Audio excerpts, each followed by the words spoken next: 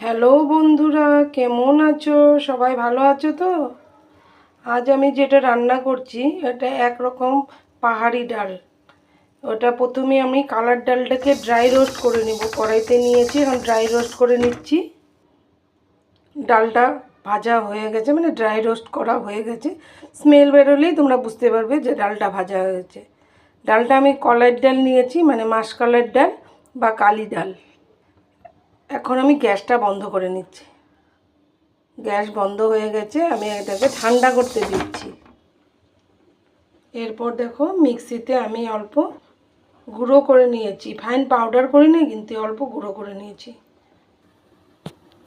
গুঁড়োটা জলে মিক্সড করে দিয়েছি, যতটা দিয়েছি ডাল তার 3 গুণ জল দিয়েছি। জলে দিয়েছি নুন আর হলুদ। এখন ওটাকে বয়েল করতে দিয়েছি এটা সসপ্যানে। আমরা চৌকো ডেক্সিটাকে সসপ্যানই বলি, চৌকো ডেক্সি।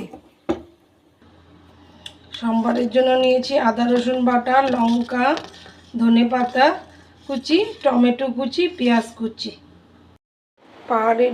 পাহাড়ি ডালটা সম্বার দেওয়ার জন্য কড়াইতে অল্প তেল দিয়ে নিচ্ছি। ডালটা বয়েল পুরো কমপ্লিট হয়ে গেছে, লঙ্কা ভাজা হয়ে গেছে। এখন আদা রসুন বাটাটা দিয়ে, আদা রসুন বাটাটা ভাজা ভাজা হয়ে গেছে। এখন পেঁয়াজ কুচি দিয়ে দিচ্ছি। পেঁয়াজ ভাজা হয়ে গেছে, টমেটো কুচি দিয়ে দিচ্ছি। ঢাকা দিয়ে দিয়ে মশলাগুলো অল্প কষাতে দিয়েছি। মশলাটা ভাজা হয়ে গেছে, এখন ডালটা ছেড়ে দিচ্ছি।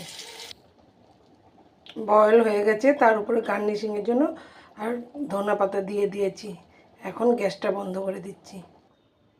পুরো রেডি ফ্রেন্ডের শেখানো পাহাড়ি তারকা ডাল। মানে ও ডালটার নাম কি বলেছিল আমার মনে নেই, কিন্তু পাহাড়ি ডাল এটা। তোমরা গুঁড়ো করে করলে অন্যরকম টেস্ট হবে, আর এইভাবে করলে অন্যরকম টেস্ট হবে। চলো বন্ধুরা, আজ আসি, টাটা।